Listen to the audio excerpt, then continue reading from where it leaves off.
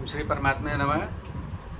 मैं senior professor हरिहृदय Awasthi अपने परम पूज्य गुरु जी प्रातः स्मरणीय वेद मूर्ति तपोनिष्ठ गीता उपनिषद पुराण और सांख्य शास्त्र के विशेषज्ञ प्रोफेसर पंडित भगवत शरण शुक्ल जी के साथ में आप सभी का Awasthi Ayurveda anatomy yoga and spirituality channel पर हार्दिक स्वागत करता हूँ। गुरु जी हम लोगों को सांख्य कारिकाएँ सरल शब्दों में समझा रहे हैं। आज 30वीं कारिका है, उसको समझने के लिए गुरु जी के समीप चलते हैं। नमोस्त्वनन्ताय सहस्रमूर्तये सहस्रपादाक्षिशिरोरुबाहवे सहस्रनाम्ने पुरुषाय शाश्वते सहस्रकोटियुधारणे नमः। कृष्णाय वासुदेवाय हरये परमात्मने प्रणतक्लेशनाशाय गोविंदाय नमो नमः। इस चैनल के संस्थापक तथा प्रबंधक आचार्य हरिहृदय अवस्थी जी इस चैनल से संबद्ध सभी विद्वत्गण, सभी जिज्ञासु छात्रवृंद तथा सज्जनवृंद, आप सभी का इस सांख्य शास्त्र विचार परंपरा में स्वागत है। हम लोग सृष्टि प्रक्रिया के अवसर पर जो तत्व हैं उनका सबका पृथक पृथक विवेचन किया जा रहा है। पूर्व दिनों बुद्धि, अहंकार और मन, इनके स्वरूपों की चर्चा हुई थी और आज उसके आगे की हम चर्चा कर रहे हैं।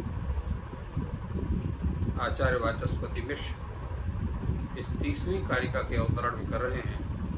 चतुर्विध करणस्य असाधारणेषु वृत्तिषु क्रमाक्रमौ सब प्रकारों, ये जो युगपत चतुष्टय यह कारिका आगे बोली जा रही है। इस कारिका के द्वारा चारों प्रकार के जो कारण हैं, उन चारों प्रकारों के कारणों का और उनके विशिष्ट व्यापारों का क्रमशः तथा एक साथ होना कैसे संभव है, उनका सभी का विचार क्या है। क्योंकि चारों प्रकारों कारणों के जो असाधारण उनकी वृत्तियां हैं और उनके क्रम और अक्रम रूप जो प्रकार हैं, वो सब एक साथ कैसे हो सकते हैं, उनका विवरण यहाँ किया जा रहा है। युगपत् चतुष्टयस्य तु वृत्ति क्रमशः तस्य निर्दिष्टा दृष्टे तथाप्य दृष्टे त्रयस्य तु तत्पूर्वका वृत्ति। अर्थात जो पदार्थ हैं, प्रत्यक्ष पदार्थ हैं, प्रत्यक्ष पदार्थों के विषय में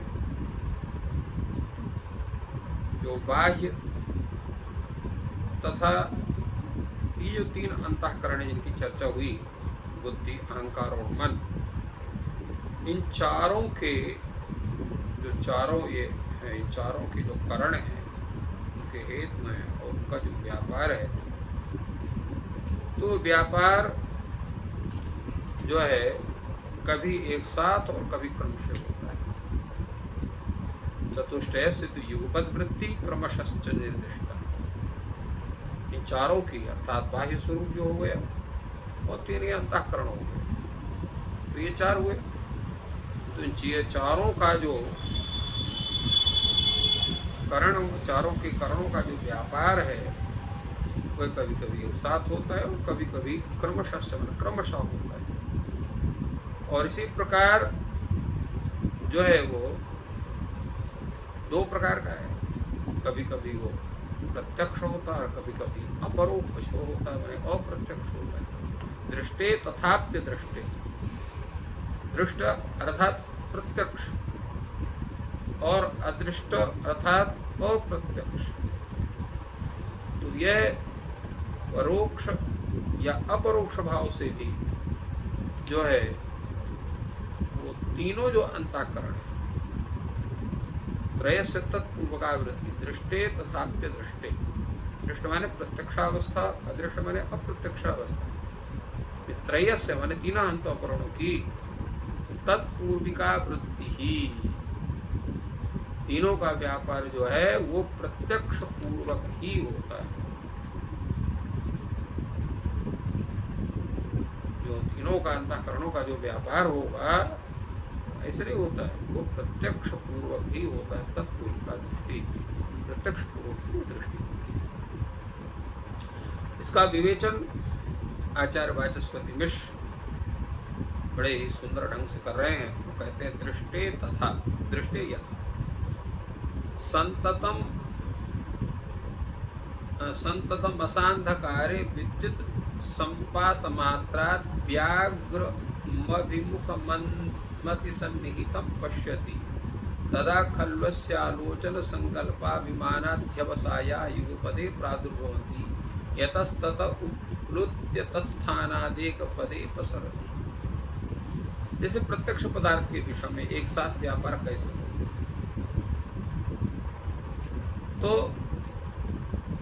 वो कहते हैं संतमसांधकारे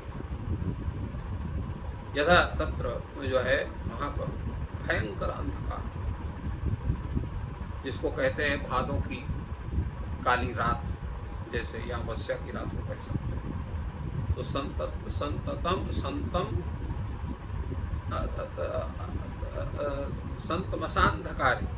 संतमसांधकारे तो वह जो है तामस जो अंधकार है उसके रहने पर विद्युत संपात मात्रा व्याघ्रमभिमुखम अति सन्निहितम पश्यति।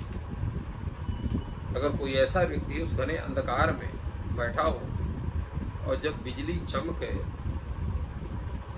तो वो देखे कि जहाँ पर वो बैठा हुआ उसके सामने व्याघ्र जो है बाघ, वो वहां पर बैठा हुआ, अत्यंत समीप पे बैठा हुआ। तो ऐसी अवस्था में क्या होता है, जब वो व्याघ्र को अपने सम्मुख अत्यंत सन्निहित वो देखता है, उस समय उसकी स्थिति क्या होती है? तदा खलु अस्य आलोचन संकल्पाभिमानाध्यवसाय युगपदेव प्रादुर्भवति। तो वह व्यक्ति अपने बचाव के लिए उस बुद्धि से विचार भी करता है, मन से संकल्प भी करता है, और उस कार्य को संपादित करने के लिए शीघ्र ही उसका जो है अहंकार भी होता है, अर्थात प्रवृत्ति बनती है, और अध्यवसाय भी उसका प्रयत्न उसका एक साथ सब होते हैं। सोचता है क्योंकि अगर एक साथ नहीं होंगे, खाली संकल्प और करेगा, बचाव नहीं करेगा तो मारा जाएगा। तो जब एक साथ वो हो जाते हैं, तात्पर्य है कि भयंकर समस्या होने पर ये चारों कार्य एक साथ हो जाते हैं, इसलिए युगपत प्रादुर्भव यतस्तत उत्प्लुत्य तत्स्थानादेक पदे अवसरति। वो क्या करता है कि वहीं से जो है वो कूद करके दूसरी जगह चला जाता है कि जिससे उसके अपना बचाव हो। यतः ततः उत्प्लुत्य, वहाँ से वो जो है कूद करके और जो है एक पदे तत्काल जो है वहाँ से कूद करके अपसरत वहाँ से हट जाता है, दूर भाग जाता है। क्रमशश्च यदा मंदालोके प्रथमं तावद वस्तु मात्रम सम्मुग्धम आलोचयति। और क्रम पूर्वक कैसे होता है, दृष्टादृष्टि में हुआ। क्रमशश्च यथा थोड़ा हल्का हल्का प्रकाश है, उस प्रकाश में पहले उस वस्तु को देखता है, तो सम्मुग्धम आलोचयति, उसको निर्विकल्प रूप में, अविभक्त रूप में, उसके प्रकृति जो है उसके विशेष विशेषण विशेष विशिष्ट के रूप में उस वस्तु का साक्षात्कार नहीं करता हो। वो उस वस्तु को सामान्य रूप से देखता, हाँ कोई है। फिर जब वो उसके समीप में पहुंचता है, अथ प्रणिहित मनाः कर्णांताकृष्ट सशर्ग सिंचित मंडली कृतको दंडः प्रचंड तरह पाटच्छरो।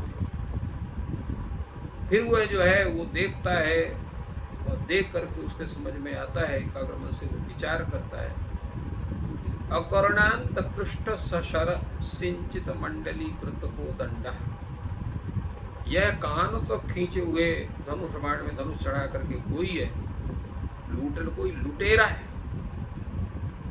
अकर्णांत आकृष्ट सशर सिंचित मंडली कृतको दंडः प्रचंडतर, अत्यंत भयंकर प्रचंडतरा अत्यंत भयंकर पाटच्चरोयम, ये कोई डकैत है, कोई लुटेरा है, इति निश्चरोति, ऐसा वो निश्चित कर।